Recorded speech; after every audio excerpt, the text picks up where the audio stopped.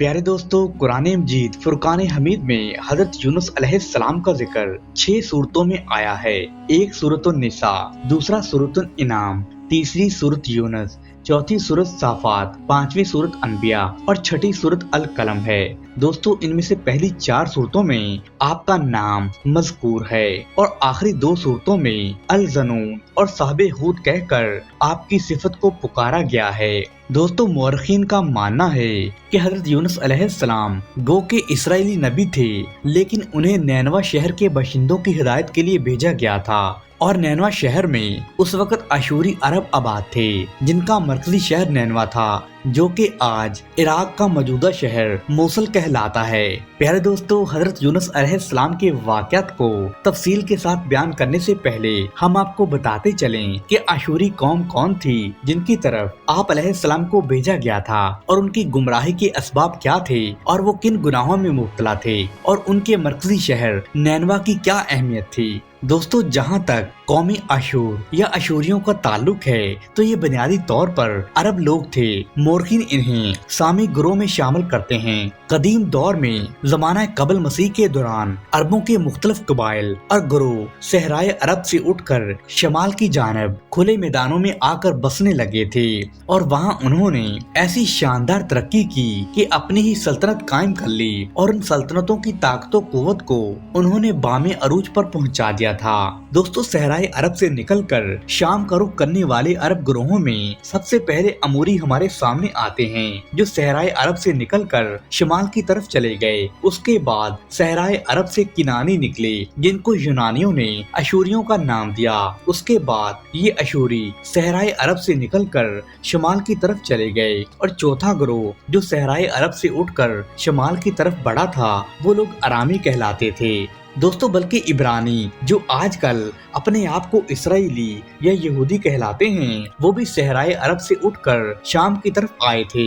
दोस्तों, अशूरी लोग शुरू में ज़राअत के पेशे से मुंसलिक थे, लेकिन जब उन्होंने अपनी नई ममलकत बना ली, लेकिन दोस्तों इस नई ममलकत में काबिले काश जमीन बहुत ही थोड़ी थी और दोस्तों ये सरजमीन बाबल की तरह सरसब्ज़ो शदाब नहीं थी। तो इन लोगों ने लूट मार करनी शुरू कर दी और हर साल मौसम बहार में हमसाया ममालिक में ये लोग कत्लो गारत, तख्तो ताराज और तरको ताज और जलगार करते और जो लोग इनके हाथों असीर होते ये इन्हें गुलाम बना लेते थे और उनसे मेहनत मशक्कत करवाते थे।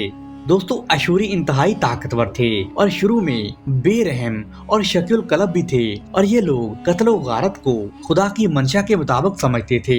दोस्तों, अशूरियों की संगदली की एक वजह तो ये भी बताई जाती है कि इनकी तादाद बहुत कम थी और उनके ताबे फरमान इलाके बहुत ज्यादा थे, इसलिए अपने आप को हाकिम और बहुत बड़े बादशाह समझते थे और गरीब लोगों के साथ जालमाना सलूक करते थे।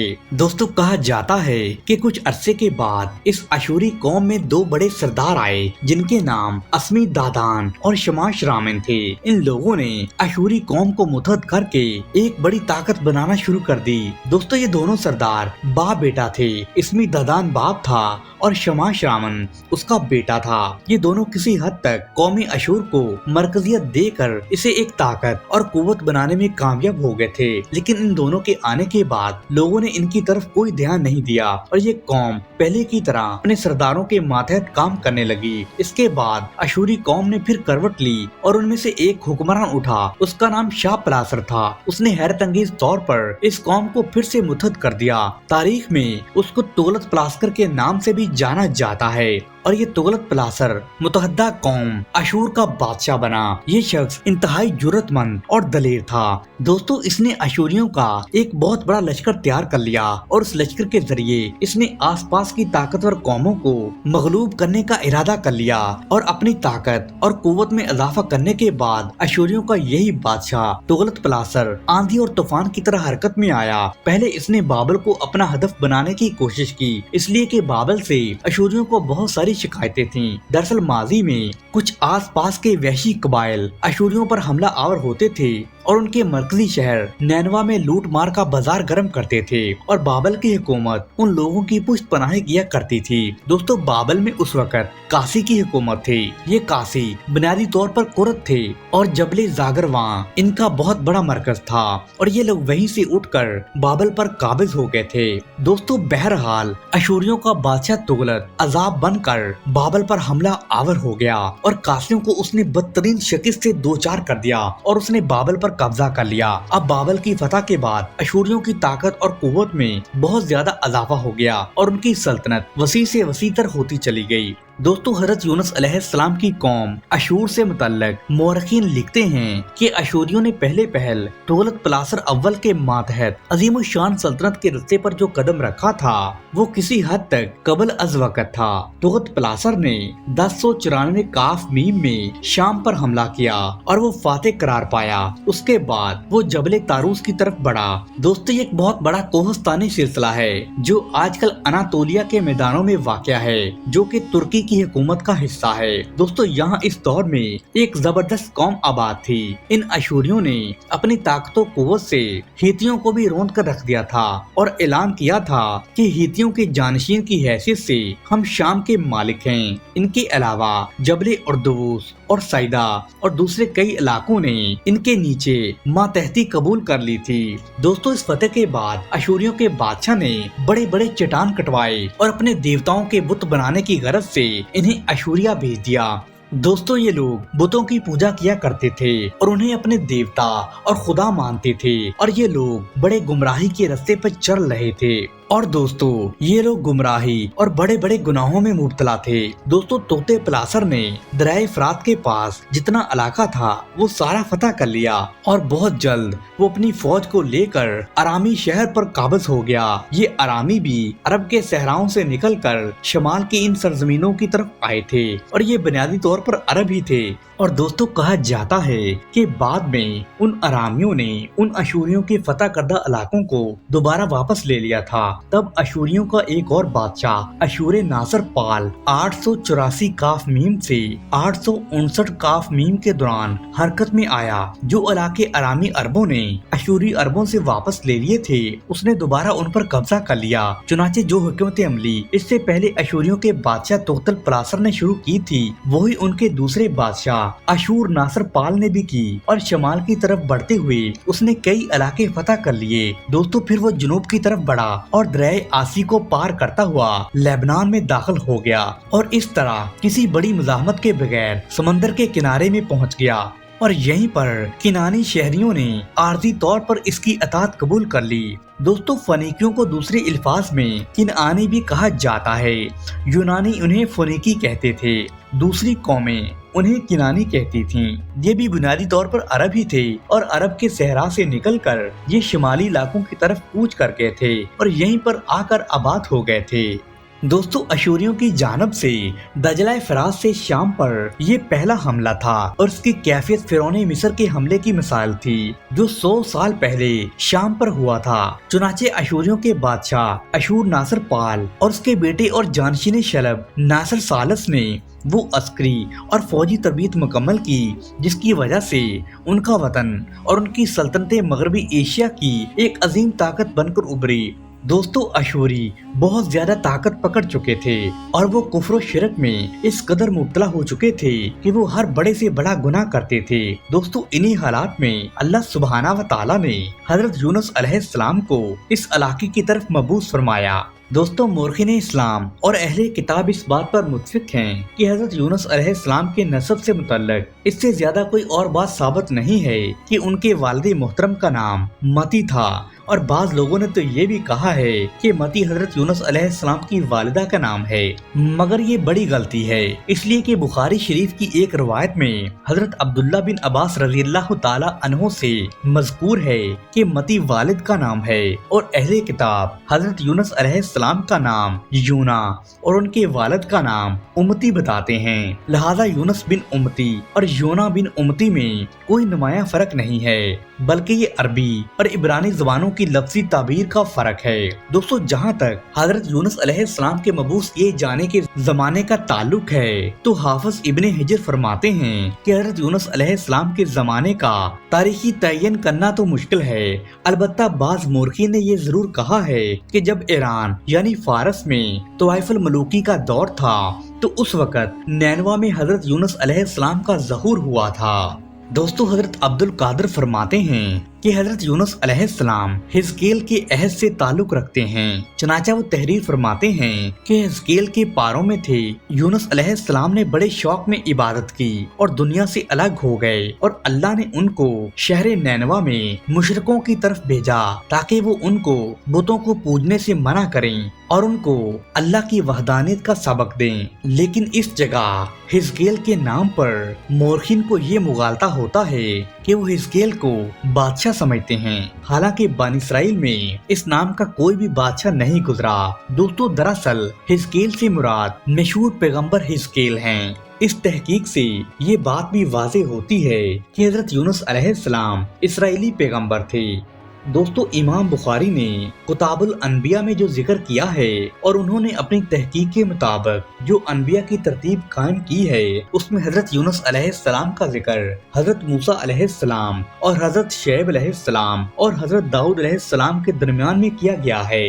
दोस्तों कुरान मजीद फुरकान हमीद में भी हजरत यूनुस अलैहिस्सलाम का जिक्र मुतअद्दिद मुकामात पर आया है। चुनांचे हजरत यूनुस अलैहिस्सलाम ही के सिलसिला में अल्लाह सुब्हाना व तआला ने सूरह यूनुस नाज़िल फरमाई। दोस्तों कुरान मजीद फुरकान हमीद में एक जगह पर अल्लाह सुब्हाना व तआला इरशाद फरमाते हैं कि और फिर ऐसा क्यों न हुआ कि कौम यूनुस की बस्ती के सिवा और कोई बस्ती न निकली कि नज़ूल अज़ाब से पहले यकीन कर लेती और ईमान की बरकतों से फायदा उठाती। यूनुस की कौम जब ईमान ले आई तो हमने रुसवाई का वो अज़ाब उन पर से हटा दिया जो उनकी दुनिया की जिंदगी में पेश आने वाला था और एक खास मुद्दत तक सामान्य जिंदगी से बहरामंद होने की मोहलत दे दी। दोस्तों एक जगह मजीद फरमाया और यूनुस का मामला याद करो जब वो ऐसा हुआ कि वो राह हक में खशमनाक होकर चला गया, फिर उसने ख्याल किया कि हम उसको तंगी में आजमाइश में नहीं डालेंगे और फिर जब उसको आजमाइश की तंगी ने आन घेरा तो उसने मछली के पेट में और दरिया की गहराई की तारीकी में खुदा को पुकारा, खुदाया तेरे सिवा कोई माबूद नहीं, तेरे लिए हर तरह की पाकी है, हकीकत ये है कि मैंने अपने ऊपर बड़ा जुल्म किया है। दोस्तों फिर अल्लाह सुब्हाना व तआला सूरह साफात में फरमाते हैं कि तब हमने उसकी दुआ कबूल की और उसे गमगीनी से निजात दी और हम इसी तरह ईमान वालों को निजात दिया करते हैं। बेशक यूनुस पैगंबरों में से था और वो वाक़या भी याद करो जबकि वो भरी हुई कश्ती की जानब भागा और जब कश्ती वालों ने गर्क होने के खौफ से कुर्रा डाला तो दरिया में डाले जाने के लिए उसके नाम का कुर्रा निकला। फिर निकल गई उसको मछली और वो अल्लाह के नजदीक कौम के पास से भाग आने पर काबिल मलामत था। बस अगर ये बात न होती कि वो अल्लाह की पाकी बयान करने वालों में से था तो मछली के पेट में ता क़यामत रहता। फिर हमने डाल दिया उसको मछली के पेट से निकाल कर चटियल मैदान में और वो नातवां और बेहाल था और हमने एक बैलदार दरख्त का साया उस पर उगा दिया और हमने उसको 1 लाख से ज्यादा इंसानों की जानब पैगंबर बनाकर भेजा। बस वो लोग ईमान ले आए, फिर हमने उनको एक मुद्दत तक सामान्य जिंदगी से नफा उठाने का मौका दिया। प्यारे दोस्तों एक और जगह सूरह कलम में हजरत यूनुस अलैहिस्सलाम से मुतल्लिक अल्लाह सुब्हाना व तआला ये बात फरमाते हैं कि बस अपने परवरदिगार के हुक्म की वजह से सब्र को काम में लाओ और मछली वाले यानी यूनुस की तरह बेसब्रे न हो जाओ। जबकि उसने अल्लाह को पुकारा और वो बहुत गमगीन था। अगर ये बात ना होती कि उसके परवरदिगार के फजल ने उसको आगोश में ले लिया था तो वो जरूर चटियल मैदान में मलामत शुदा होकर फेंक दिया जाता। बस उसके परवरदिगार ने उसको बरगजीदा किया और उसको अपने नेक बंदों में शामिल किया।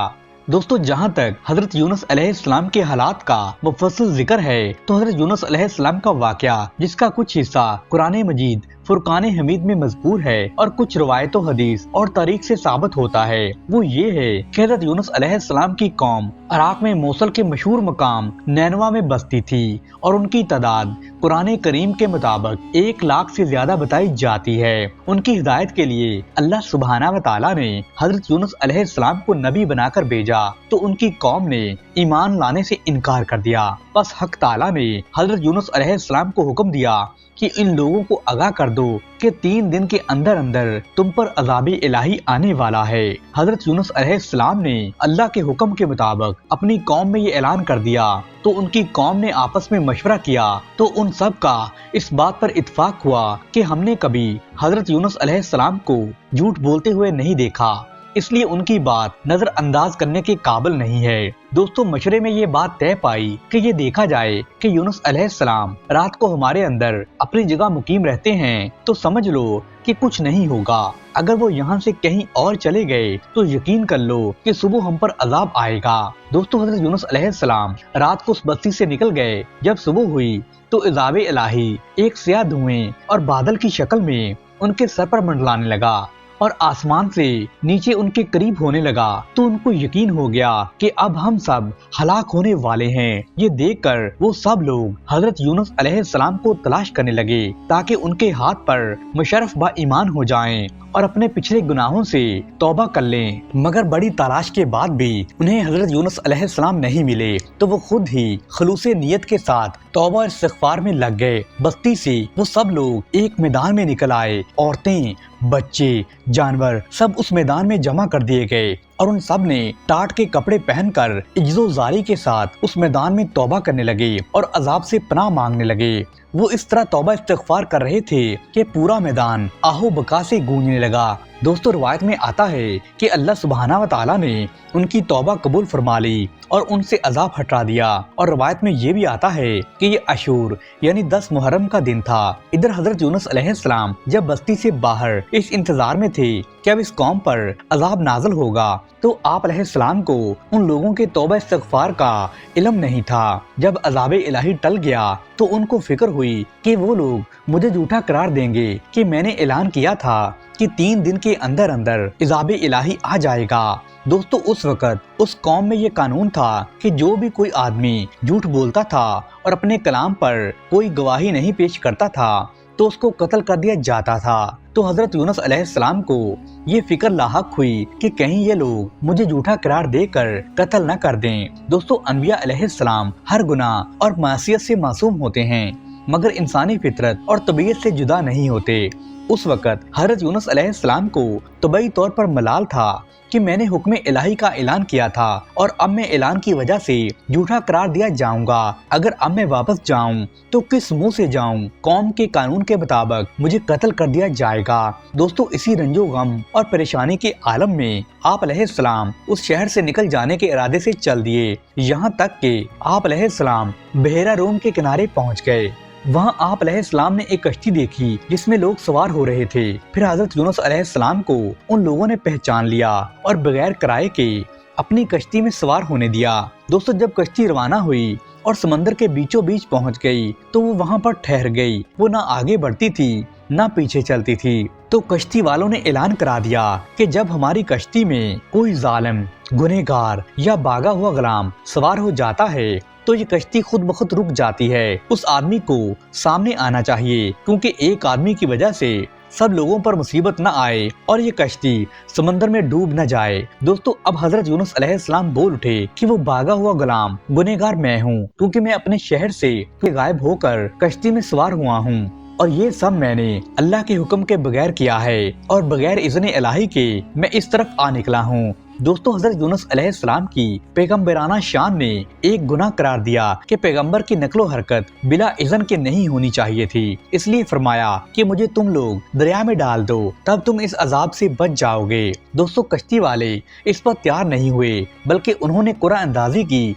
ताकि कुरा जिसके नाम का निकल आए तो उसको दरिया में डाल दिया जाए। दोस्तों, इत्तफाकन कुरा में हजरत यूनुस अलैहिस्सलाम का नाम निकल आया तो लोग इस पर बड़े ताज्जुब हुए और जब कई मर्तबा उन लोगों ने कुरा अंदाजी की और हर मर्तबा ही बहुक्म इलाही हजरत यूनुस अलैहिस्सलाम का नाम आता रहा। और दोस्तों, कुरान करीम फुरकान हमीद में इस कुरा अंदाजी और इस सारी सूरत हाल का अल्लाह सुब्हानहू व तआला ने कुछ यूं जिक्र फरमाया है कि यूनुस के साथ حق تعالیٰ کا یہ معاملہ ان کے مخصوص پیغمبرانہ مقام کی وجہ سے تھا، اگرچہ اس نے اللہ کے حکم کی خلاف ورزی نہیں کی تھی جس کو گناہ اور معصیت کہا جاتا، اور کسی پیغمبر سے اس کا امکان نہیں کیونکہ پیغمبر معصوم ہوتے ہیں، لیکن پیغمبر کے بلند مقام کے یہ مناسب نہ تھا کہ محض خوف طبعی سے کسی جگہ بغیر اذن الہی منتقل ہو جائیں۔ اس خلاف شان عمل پر بطور عتاب یہ معاملہ کیا گیا۔ دوستو چنانچہ اس طرح ایک طرف قرآن اندازی میں نام نکل کر دریا میں ڈالے جانے کا سامان ہو رہا تھا تو دوسری طرف ایک بہت بڑی مچھلی بحکم خداوندی کشتی کے قریب ہی منہ پھیلائے ہوئے لگی تھی کہ یہ دریا میں آئیں تو میں ان کو پیٹ میں جگہ دے دوں، جس کو اللہ کریم نے پہلے سے حکم دے رکھا تھا کہ یونس کا جسم تیرے پیٹ کے اندر رکھا جائے گا، یہ تیری غذا نہیں بلکہ ہم نے تیرے پیٹ کو ان کا مسکن بنا دیا ہے۔ دوستو چنانچہ جب حضرت یونس علیہ السلام کو دریا میں ڈالا گیا تو فوراً اس مچھلی نے آپ علیہ السلام کو اپنے منہ میں لے لیا، اور حضرت عبداللہ بن مسعود رضی اللہ تعالی عنہ نے ارشاد فرمایا کہ حضرت یونس علیہ السلام جس مچھلی کے پیٹ میں 40 روز رہے یہ ان کو زمین کی تہ تک لے جاتی اور دور دراز کی مسافتوں میں پھراتی رہی۔ بعض حضرات نے 7، بعض نے 5 دن اور بعض نے 1 دن کے چند گھنٹے مچھلی کے پیٹ میں رہنے کی مدت بتائی ہے۔ بہرحال اللہ سبحانہ و تعالیٰ کو ہی بہتر معلوم ہے کہ حضرت یونس علیہ السلام کتنا عرصہ مچھلی کے پیٹ میں رہے، مگر وہ گڑ گڑا کر اللہ سبحانہ و تعالیٰ کے حضور دعائیں مانگتے رہے اور فرماتے رہے کہ اے اللہ تیرے سوا کوئی معبود نہیں، تو پاک ہے، میں ہی ظالموں میں سے تھا۔ اللہ سبحانہ و تعالیٰ نے ان کی دعا کو قبول فرمایا اور انہیں بالکل صحیح و سالم دریا کے کنارے پر ڈال دیا۔ دوستو مچھلی کے پیٹ کی گرمی کی وجہ سے ان کے بدن پر کوئی بھی بال نہیں رہا تھا۔ اللہ سبحانہ و تعالیٰ نے ان کے قریب ہی ایک کدو کی بیل اگا دی جس کے پتوں کا سایہ بھی حضرت یونس علیہ السلام کے لیے ایک آرام بن گیا تھا، اور ایک جنگلی بکری کو اللہ سبحانہ و تعالیٰ نے ارشاد فرمایا کہ وہ صبح شام ان کے پاس آ کھڑی ہوتی اور وہ اس بکری کا دودھ پی لیتے تھے۔ دوستو اس طرح حضرت یونس علیہ السلام کو اس لغزش پر تنبیہ بھی ہو گئی اور بعد میں ان کی قوم کو ان کا پورا حال معلوم ہو گیا۔ دوستو اللہ سبحانہ و تعالیٰ سورہ یونس میں ارشاد فرماتے ہیں کہ کہہ دو کہ بھلا دیکھو تو اگر اس کا عذاب تم پر ناگہاں آ جائے رات کو یا دن کو تو پھر گناہگار کس بات کی جلدی کریں گے کہ جب وہ آ جائے گا تب اس پر ایمان لاؤ گے، اور اس وقت کہا جائے گا کہ اب ایمان لائے ہو، اسی کے لیے تو تم جلدی مچایا کرتے تھے۔ پھر ظالم لوگوں سے کہا جائے گا کہ عذاب دائمی کا مزہ چکھو، اب تم انہی اعمال کا بدلہ پاؤ گے جو تم دنیا میں کرتے رہے، اور تم سے دریافت کرتے ہیں کہ آیا یہ سچ ہے؟ کہہ دو کہ ہاں اللہ کی قسم یہ سچ ہے، اور تم بھاگ کر اللہ کو عاجز نہیں کر سکو گے، اور ہر ایک نافرمان شخص کے پاس روئے زمین کی تمام چیزیں ہوں تو عذاب سے بچنے کے بدلے میں وہ یہ سب بھی دے ڈالے، اور جب وہ عذاب کو دیکھیں گے تو پچھتائیں گے اور ندامت کو چھپائیں گے، اور ان میں انصاف کے ساتھ فیصلہ کر دیا جائے گا اور کسی طرح کا ان پر ظلم نہیں کیا جائے گا۔ دوستو مفسرین لکھتے ہیں کہ قرآن مجید میں جو اللہ سبحانہ و تعالیٰ نے یہ ارشاد فرمایا ہے کہ ایسا کیوں نہ ہوا کہ منکرین قوم ایسے وقت ایمان لے آئیں کہ ان کا ایمان ان کو نفع دیتا، یعنی موت کے وقت یا وقوع عذاب اور مبتلا عذاب ہو چکنے کے بعد یا قیامت کے وقت توبہ کا دروازہ بند ہو جائے گا، اور کسی کی توبہ اس سے پہلے اپنی سرکشی سے باز آ جائیں اور ایمان لے آئیں، بجز قوم یونس علیہ السلام کے کہ انہوں نے ایسا وقت آنے سے پہلے ہی جب اللہ سبحانہ و تعالیٰ کا عذاب آتا دیکھا تو انہوں نے فوراً توبہ کر لی اور ایمان لے آئے، جس کی وجہ سے ہم نے ان سے رسوائی کرنے والا عذاب ہٹا دیا۔ دوستو اس واقعے کا مفسرین یہ بیان فرماتے ہیں کہ دنیا کا عذاب سامنے آ جانے پر توبہ کا دروازہ بند نہیں ہوتا بلکہ توبہ قبول ہو سکتی ہے، البتہ آخرت کا عذاب سامنے آ جانے کے بعد توبہ قبول نہیں ہوتی، اور عذاب آخرت کا سامنے آنا قیامت کے دن ہوگا یا موت کے وقت، خواہ وہ طبعی موت ہو یا کسی دنیاوی عذاب میں مبتلا ہو کے، جیسے کہ فرعون کو سمندر میں ڈوب کر موت آئی تھی۔ دوستو اس لیے قوم یونس کی توبہ قبول ہو جانا عام ضابطہ الہی کے خلاف نہیں بلکہ اس کے ماتحت ہے، کیونکہ انہوں نے اگرچہ عذاب آتا ہوا دیکھ کر توبہ کی مگر عذاب میں مبتلا ہونے اور موت سے پہلے توبہ کر لی، برخلاف فرعون اور دوسرے لوگوں کے جنہوں نے عذاب میں مبتلا ہونے کے بعد موت کے وقت توبہ کی اور ایمان کا اقرار کیا، اس لیے ان کا ایمان اور توبہ قبول نہیں ہوئی۔ دوستو حضرت یونس علیہ السلام کے واقعہ کی ایک مثال خود قرآن کریم میں بنی اسرائیل کا وہ واقعہ ہے जिसमें वो कोहे तूर को उनके सरों पर मुअल्लक करके उनको डराया गया और उनको तौबा करने का हुक्म दिया गया। तो उन्होंने तौबा कर ली तो अल्लाह सुब्हानहू व तआला ने उनकी तौबा कबूल कर ली थी, जिसका जिक्र सूरह बकरा में मौजूद है। जैसा कि अल्लाह सुब्हानहू व तआला सूरह बकरा में इरशाद फरमाते हैं कि हमने उनके सरों पर कोहे तूर को मुअल्लक करके हुक्म दिया कि जो अहकाम तुम्हें दिए गए हैं उनको मजबूती से पकड़े रखो। दोस्तों, इस वाक़े की वजह ये थी कि उन्होंने अजाब के वाक़े होने और मौत में मुब्तला होने से पहले महज अजाब का अंदेशा देखकर ही तौबा कर ली थी। इस तरह कौम यूनुस अलैहिस्सलाम ने भी अजाब को आता हुआ देखकर अल्लाह सुब्हानहू व तआला के हुजूर तौबा कर ली। दोस्तों, कुरान मजीद में एक और मौका पर अल्लाह सुब्हानहू व तआला फरमाते हैं कि और ये कुरान ऐसा नहीं कि अल्लाह के सिवा कोई इसको अपनी तरफ से बना लाए। हाँ, ये अल्लाह का कलाम है। जो किताबें इससे पहले की हैं ये उनकी तस्दीक करता है और उन्हीं किताबों में से है। इसमें कुछ शक नहीं कि ये रब्बुल आलमीन की तरफ से नाज़िल हुआ है। क्या ये लोग कहते हैं कि पैगंबर ने इसको अपनी तरफ से बना लिया है? और कह दो कि अगर सच्चे हो तो तुम भी इस तरह की एक सूरत बना लाओ और अल्लाह के सिवा जिनको तुम बुला सकते हो उनको बुला भी लो। दोस्तों, बाज अक़लियत के दावेदार हजरत यूनुस अलैहिस्सलाम के मछली के पेट पे चले जाने पर ये एतराज खड़े करते हैं कि हजरत यूनुस अलैहिस्सलाम जिस कश्ती में सवार हुए वो अपनी गुंजाइश से ज्यादा भरी हुई थी। कुरानदाजी कश्ती में हुई और गालबन उस वक्त हुई जब बहरी सफर के दौरान ये महसूस हुआ कि बोझ की ज्यादती के सबब तमाम मुसाफिरों की जान खतरे में पड़ जाएगी। लिहाजा कुरा इस घर से डाला गया कि जिसका नाम कुरे में निकले उसे पानी में फेंक दिया जाए।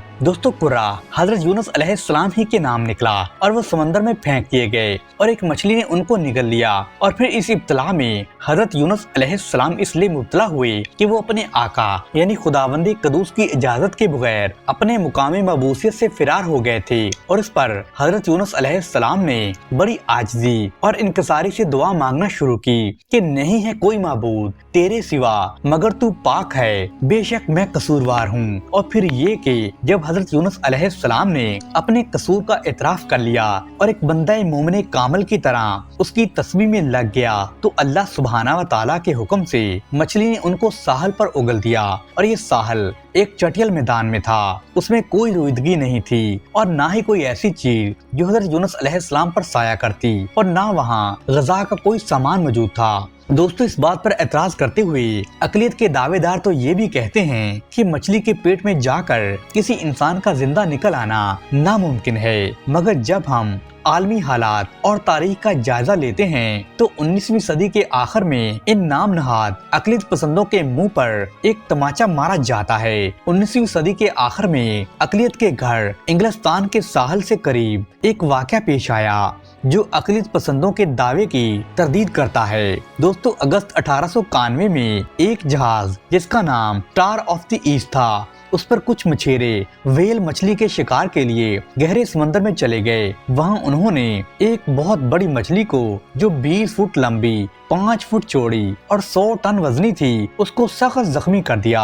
मगर उससे जंग करते हुए और उसके साथ मुठभेड़ में उनका एक साथी जिसका नाम जेम्स बार्टले था उन मछेरों के देखते ही देखते उनकी मौजूदगी और उनकी आंखों के सामने ही व्हेल मछली के मुंह में चला गया और व्हेल मछली ने उस मछेरे को जिंदा निगल लिया।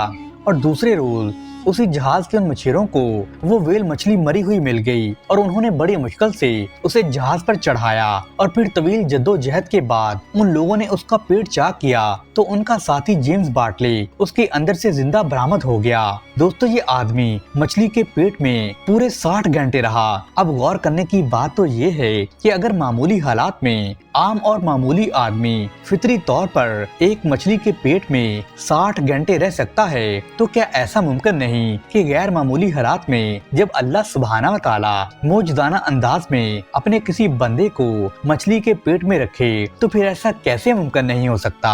दोस्तों, फिर कमाल की बात तो ये है कि जब मछली ने आपको साहल पर उगल दिया तो खुदावंद करीम ने अपने बंदे की हिफाजत का एहतमाम भी खूब फरमाया और कुरान करीम में फरमाया कि हमने अपने बंदे के लिए کہ ہم نے اپنے بندے کے لیے شجرہ یقطین کا اہتمام کیا۔ دوستو یقطین عربی زبان میں ایسے درخت کو کہتے ہیں جو کسی تنے پر کھڑا نہیں ہوتا، مثلاً بیل کی شکل میں پھیلتا ہے جیسے کدو، تربوز، ککڑی وغیرہ۔ بہرحال وہاں کوئی ایسی بیل معجزانہ طور پر اللہ سبحانہ و تعالیٰ نے پیدا کر دی تھی جس کے پتے حضرت یونس علیہ السلام پر سایہ کرتے اور جس کے پھل ان کے لیے بیک وقت غذا کا کام دیتے اور پانی کا کام بھی دیتے تھے۔ اور دوستو جب آپ صحت مند ہو گئے تو اللہ سبحانہ و تعالیٰ نے فرمایا اور پھر ہم نے یونس کو ان لوگوں کی طرف بھجوا دیا جو 1,00,000 یا اس سے زائد تھے اور وہ لوگ ایمان لائے اور ہم نے ایک خاص وقت تک انہیں زندہ رکھا۔ دوستو 1,00,000 یا اس سے زائد کہنے کا یہ مطلب نہیں کہ اللہ سبحانہ و تعالیٰ کو ان کی تعداد میں شک تھا، بلکہ اس بات کا مطلب یہ ہے کہ اگر کوئی ان کی بستی کو دیکھتا تو اس کو یہ اندازہ ہوتا کہ اس شہر کی آبادی 1,00,000 سے زائد ہوگی، کم نہ ہوگی، کہ یہ وہی بستی تھی جس کو چھوڑ کر حضرت یونس علیہ السلام بھاگے تھے اور ان کے جانے کے بعد عذاب آتا دیکھ کر اور وہ بستی کے لوگ اللہ سبحانہ و تعالیٰ پر ایمان لے آئے تھے۔ ان کی حیثیت صرف توبہ کی تھی جسے قبول کر کے ان پر سے عذاب ہٹا دیا گیا تھا۔ اب حضرت یونس علیہ السلام دوبارہ ان کی طرف بھیجے گئے تاکہ وہ نبی پر ایمان لا کر اللہ کی خوشنودی حاصل کریں۔ دوستو اس قصے سے متعلق بعض مورخین نے حضرت یونس علیہ السلام کے اپنی قوم سے نکل کر جانے پر مختلف انداز میں خیال آرائی کی ہے۔ مشہور مفسر قتادہ کہتے ہیں کہ کوئی بستی ایسی نہیں گزری جو کفر کر چکی ہو اور عذاب آ جانے کے بعد ایمان لائی ہو اور پھر سے چھوڑ دیا گیا ہو۔ قوم یونس علیہ السلام مستثنا ہے۔ اپنے نبی کو تلاش کیا اور وہ انہیں ڈھونڈ نہیں پائے اور ان لوگوں نے محسوس کیا کہ عذاب الہی قریب آ گیا ہے تو اللہ نے ان لوگوں کے دلوں میں توبہ ڈال دی۔ دوستو حضرت علامہ الوصی فرماتے ہیں کہ اس قوم کا قصہ یہ ہے کہ حضرت یونس علیہ السلام موصل کے علاقے نینوا کے لوگوں کی طرف بھیجے گئے تھے۔ یہ لوگ کافر اور مشرک لوگ تھے اور حضرت یونس علیہ السلام نے ان کو اللہ واحد لا شریک پر ایمان لانے اور بتوں کی پوجا چھوڑنے کی دعوت دی تو ان لوگوں نے صاف انکار کر دیا اور پیغمبر کو جھٹلایا۔ اور جب حضرت یونس علیہ السلام نے ان کو خبر دی کہ تیسرے دن ان پر عذاب آئے گا اور تیسرے دن آنے سے پہلے آدھی رات کو وہ بستی سے نکل گئے، پھر دن کے وقت جب عذاب اس قوم کے سروں پر آن پہنچا تو انہیں یقین ہو گیا کہ وہ سب لوگ مارے جائیں گے تو انہوں نے اپنے نبی کو تلاش کرنا شروع کر دیا مگر انہیں ان کا نبی نہیں ملا۔ آخر وہ سب لوگ اپنے بچوں اور جانوروں کو لے کر صحرا میں نکل آئے اور ایمان و توبہ کا اظہار کرنے لگے۔ پھر اللہ سبحانہ و تعالیٰ نے ان پر رحم کیا اور ان کی دعا کو قبول کیا۔ دوستو حضرت علامہ الوصی مزید فرماتے ہیں کہ حضرت یونس علیہ السلام کا اپنی قوم سے ناراض ہو کر نکل جانا ہجرت کا ایک فعل تھا پر انہیں اس کا حکم نہیں دیا گیا تھا، اور پھر حضرت یونس علیہ السلام نے خود اپنی دعا میں بھی تو کہا ہے کہ میں قصوروار تھا کہ انبیاء کے طریقہ کے خلاف حکم آنے سے پہلے ہجرت کرنے میں جلدی کر بیٹھا۔ دوستو یہ حضرت یونس علیہ السلام سے اپنے قصور کا اعتراف اور توبہ کا اظہار تھا تاکہ اللہ ان کی مصیبت کو دور فرما دیتا۔ دوستو حضرت مولانا اشرف علی تھانوی اس سلسلہ میں کہتے ہیں کہ وہ اپنی قوم جبکہ وہ ایمان نہ لائی تھی خفا ہو کر چل دیے اور قوم سے عذاب ٹل جانے کے بعد خود واپس نہ آئے اور سفر کے لیے حکم کا انتظار نہیں کیا۔ دوستو اسی سلسلے میں مولانا شبیر احمد عثمانی فرماتے ہیں کہ قوم کی حرکات سے خفا ہو کر غصے سے بھرے ہوئے شہر سے نکل گئے اور حکم الہی کا انتظار نہیں کیا اور وعدہ کر گئے کہ 3 دن کے بعد تم پر عذاب آئے گا، اور پھر وہ اپنی خطا کا اعتراف کرنے لگے کہ بے شک میں نے جلدی کی، تیرے حکم کا انتظار کیے بغیر بستی والوں کو چھوڑ کر نکل کھڑا ہوا۔ دوستو امام راضی لکھتے ہیں کہ حضرت یونس علیہ السلام کا قصور یہ تھا کہ اللہ سبحانہ و تعالیٰ نے ان کی اس قوم کو جس نے انہیں جٹلایا تھا ہلاک کرنے کا وعدہ فرمایا، یہ سمجھے کہ یہ عذاب لا محالہ نازل ہونے والا ہے، اس لیے انہوں نے صبر نہ کیا اور قوم کو دعوت دینے کا کام چھوڑ کر نکل گئے، حالانکہ ان پر واجب تھا کہ دعوت کا کام برابر جاری رکھتے، اور دوسرے اس امر کا امکان باقی تھا کہ اللہ ان لوگوں کو ہلاک نہ کرے۔ دوستو بعض مفسرین یہ بھی لکھتے ہیں کہ قرآن کریم فرقان حمید میں ایسے واقعات کے بیان کرنے کا مقصد یہ بھی ہوتا ہے کہ یہ لوگوں کو ذہن نشین کرایا جائے کہ سارے نبی محض بندے اور انسان تھے، الوحیت کا ان میں شائبہ تک نہ تھا۔ दूसरों को वो औलाद बख्शने वाले नहीं थे, बल्कि वो खुद अल्लाह के आगे झुकने वाले और अल्लाह से ही औलाद मांगने वाले थे। हजरत यूनुस अलैहिस्सलाम का जिक्र इसीलिए किया गया कि एक नबी औलुल अज़म होने के बावजूद जब उनसे कसूर सरजद हुआ तो अल्लाह ने उन्हें अपनी पकड़ में ले लिया, और फिर जब वो अपने रब के आगे झुक गए तो अल्लाह ने उन पर फजल भी ऐसा ही किया कि मछली के पेट से उन्हें जिंदा बाहर निकाल लिया गया। दोस्तों, इसी तरह हजरत अयूब अलैहिस्सलाम का वाक़े का जिक्र भी किया गया कि नबी मुब्तला मुसीबत होना कोई निराली बात नहीं है, और जब नबी भी किसी मुसीबत में मुब्तला होते हैं तो वो अल्लाह ही के आगे शिफा के लिए हाथ फैलाते हैं और उसी से मदद तलब करते हैं। वो दूसरों को शिफा देने वाले नहीं बल्कि खुद अल्लाह से शिफा मांगने वाले हैं। और फिर सब इन बातों के साथ ये हकीकत भी जहन नशीन करनी चाहिए कि ये सारे अनबिया तौहीद के कायल थे और अपनी जरूरियात और हाजात के लिए एक अल्लाह के सिवा किसी के सामने नहीं झुकते थे। और दोस्तों, दूसरी तरफ ये भी जताना मकसूद है कि अल्लाह सुब्हाना व तआला हमेशा गैर मामूली तौर पर अपने नबियों की मदद करता रहा है। आगाज में खा कैसी ही आजमाइशों से उनका इम्तिहान लिया गया हो, मगर आखिरकार उनकी दुआएं मोजिज़ाना शान के साथ पूरी हुई। मुहक्किकीन तो ये भी लिखते हैं कि खुदावंद क़ुद्दूस का इरशाद है कि जिस तरह हमने यूनुस को गम और मुसीबत से निजात दी, इसी तरह मोमिनीन के साथ हम यही मामला करते हैं जब वो सिद्के दिल और इखलास के साथ हमारी तरफ मुतवज्जो होते हैं और हमसे पनाह मांगते हैं। दोस्तों, हदीस पाक में हुज़ूर नबी करीम सल्लल्लाहु अलैहि वसल्लम ने यूनुस अलैहिस्सलाम की वो दुआ जो उन्होंने बतने माही के अंदर मांगी थी, यानी तेरे सिवा कोई नहीं, तू पाक है और मैं ही जालिमों में से हूँ। जो मुसलमान अपने किसी मकसद के लिए इन कलमात के साथ दुआ करे तो अल्लाह सुब्हाना व तआला उसे जरूर कबूल फरमाएंगे। इसके अलावा मालिक कुद्दूस ने हजरत यूनुस अलैहिस्सलाम का किस्सा सूरह यूनुस, सूरत अनबिया, सूरत सफात और सूरत कलम में जिक्र फरमाया कि कहीं तो उनका असल नाम लेकर उनका जिक्र फरमाया और कहीं साहिब हूद के अलकाब से उनको याद किया। नून और हूद के मानी मछली के हैं। दोस्तों, साहिब हूद का तर्जमा है मछली वाला, और हजरत यूनुस अलैहिस्सलाम को बतकदीर इलाही चंद रोज ही बतने माही में रहने का वाक़या पेश आया, लिहाजा इसी की मुनासबत से उन्हें साहिब हूद भी कहा जाने लगा। और फिर कुरान करीम में मछली के पेट से निजात के बाद जो फरमाया कि हमने उनको 1 लाख या उससे ज्यादा आदमियों की तरफ पैगंबर बनाकर भेजा, तो उससे मुफस्सिरीन और उलमा जो मुख्तलिफ आरा का इजहार करते हैं, ये जुमला चूँकि मछली के वाक़े के बाद पेश आया, इसलिए इससे ये नतीजा निकाला कि हज़रत यूनुस अलैहिस्सलाम की बेअसत इसके बाद हुई। और अल्लामा बगवी ने तो यहाँ तक फरमा दिया कि इस आयत में नैनवा की तरफ बेअसत का जिक्र नहीं, बल्कि मछली के वाक़े के बाद उन्हें दूसरी उम्मत की तरफ भेजा गया जिसकी तादाद 1 लाख से ज़ायद थी। दोस्तों, ये था सारा वाक़या कि हजरत यूनुस अलैहिस्सलाम की कौम ने कैसे उन्हें जटलाया और अल्लाह सुब्हाना व तआला के साथ सरकशी और नाफरमानी की, और फिर अल्लाह सुब्हाना व तआला ने उन पर अजाब नाज़िल करने ही वाला था कि वो सब लोग गिरिया जारी और तौबा इस्तिग़फ़ार करने लगे, और फिर अल्लाह सुब्हाना व तआला ने उन्हें अजाब से निजात दिलाई। और कैसे हजरत यूनुस अलैहिस्सलाम को मछली के पेट में 40 रोज तक जिंदा रखा और फिर अल्लाह के हुक्म से उन्हें इस गम से निजात दिलाई। सुभान अल्लाह।